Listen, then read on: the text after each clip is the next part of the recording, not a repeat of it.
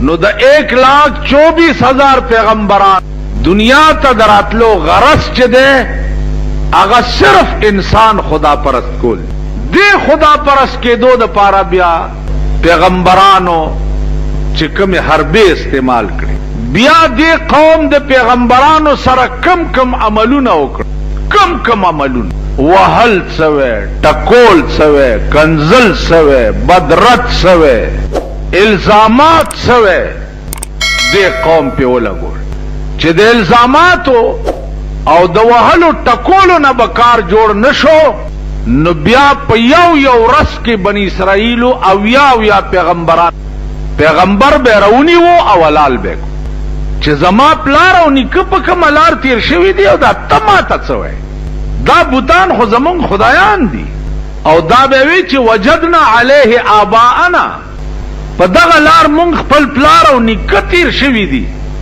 او توس مونږ ته وی چې دا دروغ دی او خدای یو دی عزیزانو د دې ټولو پیغمبرانو سره دا کرتوتونه دې قوم کړی په د پاس راغله د عیسی علی السلام زمانہ چې دا د رسول الله صلی الله علیه وسلم نه مخکې او 1500 کاله او د ټولو پیغمبرانو نه وروسته د الله پاک پیدا کو بے پلارا پیدا کو نو چې د مور حمل شون اول خو مور لس میاشتې په دې جړه تیرې کړې چې دا خلق بچو چې بیا څو وخت کې درد زی په ولګېدو عیسی علی السلام پیدا کېدو نو مور د کلی نه بار لاړو دی او کجوري ونه لاندې کېناستا چې کېناستا چې دا ماشوم دلته وشیو اوس بزسکو نو الله ورته جبريل راولېګل او ورته وی چې وهزي الیک بجذع النخله تساقط عليك رطبا جنيا دا د کجوري دا بیخ او خوځوا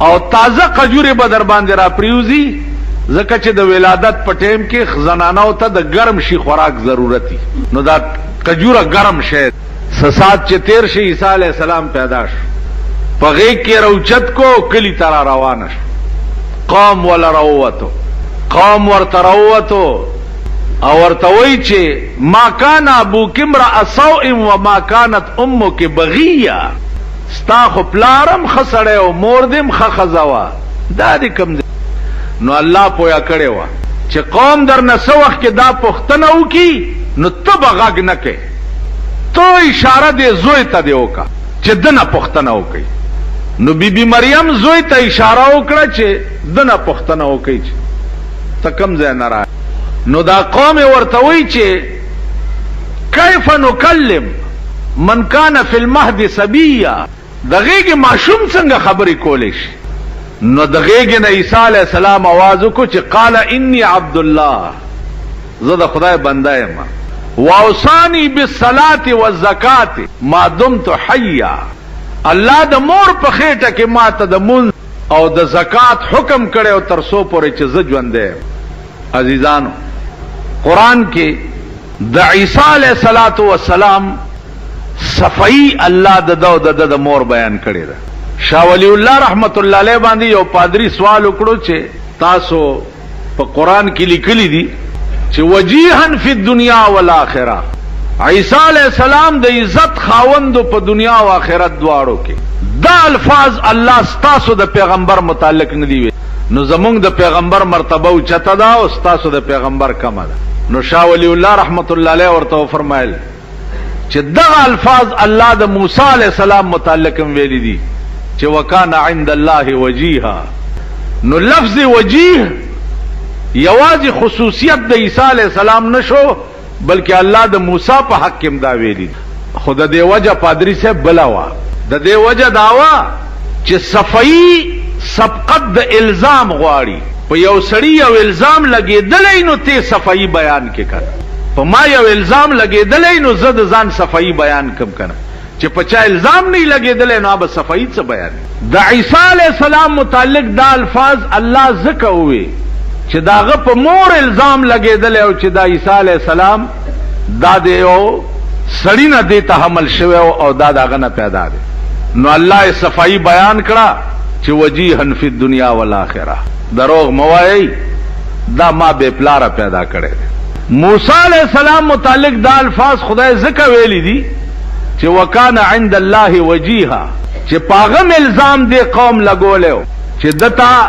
نوم نلاندی او فلانه بیماری لګېدلې دا دې مونږ سره بربند زکه نه لامبي. نو الله صفائی بیان کړه چې وکانه عند الله وجیها، دا ډېر عزت مالک دی، پاغه مرض نه دی لګي. دا الفاظ زمونږ د پیغمبر متعلق خدای زکه او نه وي چې زمونږ په پیغمبر څخه الزام نو لګېدلې د په ذات باندې. نو الله صفائی څه د پاره بیانول، تاسو خیال راکړئ.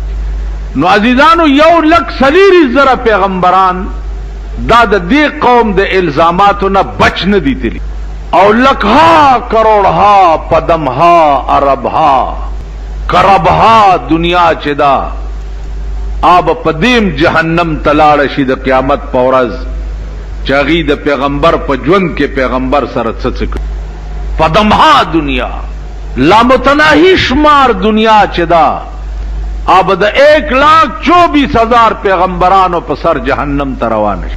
په د پاس راغله د جناب رسول الله صلی الله علیه وسلم زمانہ د سره چې کوم کارونه شروع شو س کافی حد پورې بتاسو اوریدلی هغه کومه بد سلوکی ده چې هغه دې قوم د رسول الله صلی الله علیه وسلم سره نه دا کړی. کومه بد سلوکی خالری په غرزولی سره په غرزولی د غشو بارانونه په کړی په احد کې ورته غاخونه مات کړ چې وی وهلو. هغه بد سلوکی صفات نه و چې کومه دې قوم په جناب رسول الله صلی الله علیه وسلم استعمال کړي نه ده. د پیغمبر عادت سو پیغمبر عادت داو چې کنزل به واورې د مقابله کې به دعا ورته وکړه. د طائف په میدان کې په کانو وښتو ماشومان ورپسې کړ، ماشومان چې ولې په کانو دالې ونه ده. د طائف دنیا د کانو باران په وکاو د حضور علی السلام بدن مبارک نه دومره وینه لاړه چې پړې مبارکې د وینو ډکه شو. نو د یو دیوال خواته کېناستو او لاس یې اوچت کو دعا وکړه. جبرائیل علیہ السلام راغی چې وایا دا طائف درته په بله په واړم چې ټول د ځمکې لاندې کم. د لاس اوچت کو دعا وکړه چې خدایا دې قوم په ما د کانو بارانو ک یا الله د دې بدل کې ته په د رحمت بارانو ورشي. په مکه کې هغه طائف نن وګورئ آپ ټول عرب دنیا کې 10 یخ زیاده لکه دلته ابټابات او مری چی او 45-50 میل د مکې نه لري. هغه د پیغمبر دعا وا، پیغمبر ور سره ده چې اخر مجبور شو بازي زینو کې. نو صحابه به تیار کړ چې راځي چې اوس ور سره جنگ وکړو. نو د احد جنگ ته ور سره لاړ، خپل غاخونه مات کړو، صحابم پکې شهیدان شو. چې نه بکیدان ور سره به میدانی شو، جنگ ته به ځان جوړ. یو صحابي په جنگ احد کې حضرت حنظله رضی الله تعالی عنہ د دوم په دغه شپه واده شوی او چې په کوم ورځ د احد جنگ کې د شپې پروت ته او خوب کې ګوري چې زما په محبوب باندې د غشو باران دی. نو الله اکبر یو کو د کټه ټوپ کو خزي رستو نه رونی وو چې ولی خیر شه خوب کې ویری دی. ویل نه څه چلو شو؟ ویل خزي اما چې ځان او مال پچا او سر پچا قربان کړي دي هغه د احد په میدان کې د دشمن په ګیره کې گیر دی. التزم خزي ورتل کې نارام په خدای بندړو وادړو مبایش پدې ده. حضرت حنظله ورته فرمایل چې او خزي یو زړه کې 2 مینې نه ځایږي، یا به تا سره مینا کوم او یا به جناب محمد رسول الله سره. تا غوندې لکها ناویانې د سردار کونین په سر قربان شه. خزي ورته وی چې سړیا ما هوته په وی خلیدل هم نه، نو کته جنگ لاړې او شهید شوي نو زبا د قیامت په ورځ څه جواب کوم چې یا الله زما میړه څوک دی یا تا به څه پیژنم چې دا زما خاوند دی. په خوا خزي بچي ودې دی هغه به میړه چرته په خوب کې هم نه ولیدلې. پاکستان نو چې په خپل خوخی زمونږ لونه او خزي چې ودیږي نو په خپل خوخی وړاندې نه ور سره لین دین جوړ کړی نو بس رسمی طور د عیسایانو غوندې ګلجې تلار شي نکاح وتړي او بس. نو د حنظله لستونه خپل شلولو ورته خزي دې ته وګورات د قیامت په ورځ د جناب رسول الله صلی الله علیه وسلم د نشان لاندې چې د چا لستونه شلیدلې دا بستا خاوند. احد میدان تلاړو، حنظله شهید شو. چې شهید شو، جنگ چې ختم شو، حضور علیہ السلام تپوس کو چې الکه بیګا د حنظله وادو مونږ خو ته جنگ ترالو چې څنګه چل بشوي. صحابه د لاس نونی ولا راوستو چې راشي جی حنظله وګورئ. ویلی دو د سترګو نه ورته وخیو به ورته او حنظله داسې وعده دی وشو چې تر قیامت پورې به داسې وعده د بل چاو نشي. عزیزانو عرض می داو چې دی دین د پاره د لومبای شپې ناوې بم خلکو قربان کړه او میدان ته براوتو او د اسلام د ناموس د پاره به په میدان کې سر قربان کړ. د بدر میدان وګورئ، غزوه خندق وګورئ، غزوه یرموک وګورئ، دا جهادونه وګوره چې نه بکیدا نو پیغمبر برا میدانی شو او صحابه ته وی چې راځي چې اوس ور سره جنگ. زما عزیزانو دا جنگ صد پاره، دا جنگ صرف دې د پاره چې په دې ځمکه د الله نوم میټاو نشي او د الله نوم اغستو والا پاتیش. نو په هر رنگ کې اتمام حجت بکیده. د دنیا هر ګوټ ته د پیغمبر آواز برسېدو چې اتمام حجت شي چې سبا دا خلق داو نه وي چې مونږ چا خبر کړی نو. او تاسو په دې پاکستان کې یو چغی دی او سوری دی چې د مولیانو سکار دی چې الیکشن ته ولاړ دي. د مولیانو سکار، د دوی خو جماعت او منبر شته کنه، د دوی سکار.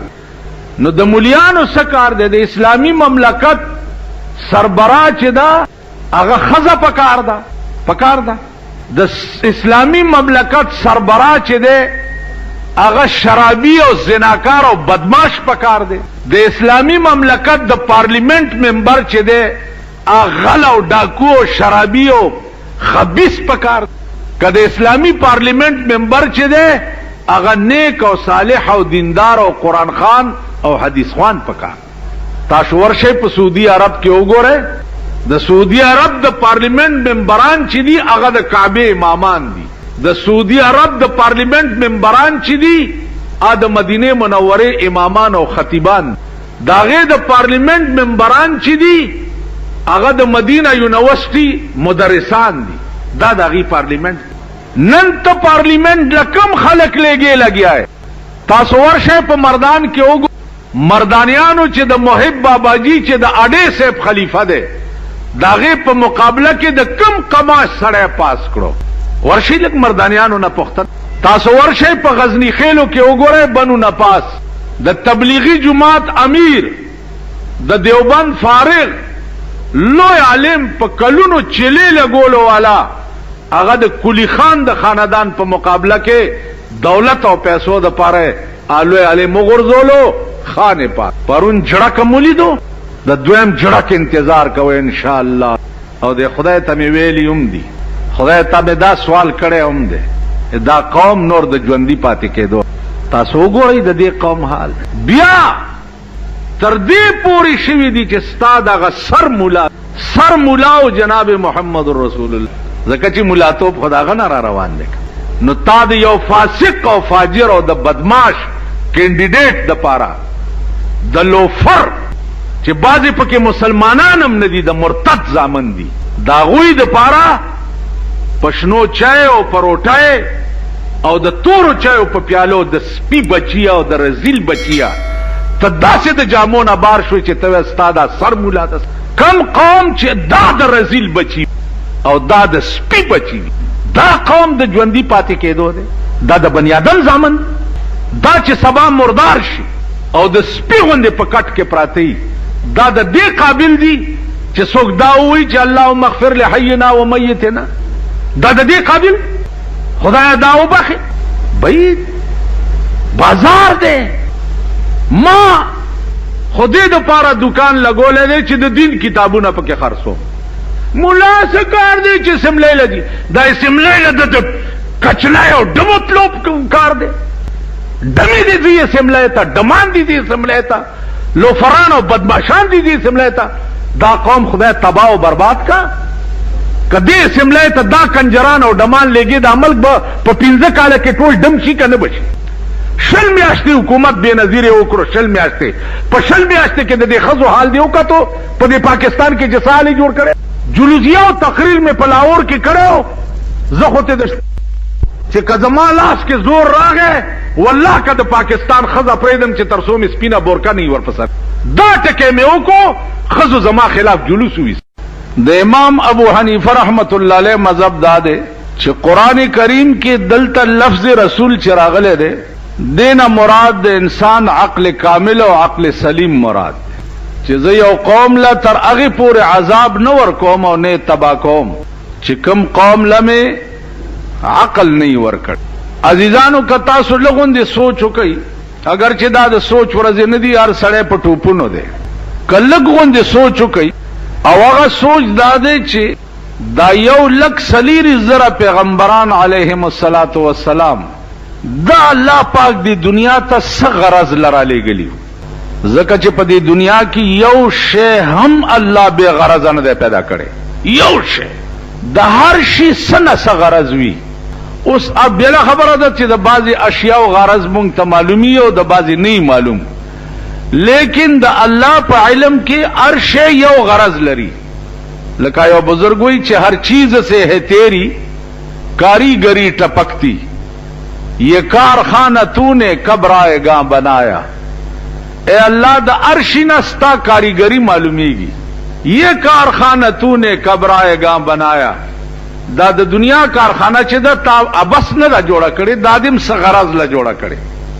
بیا وی چې آب رواں کے اندر مچھلی بنائی تو نے اور مچھلی کے تہرنے کو آب رواں بنایا.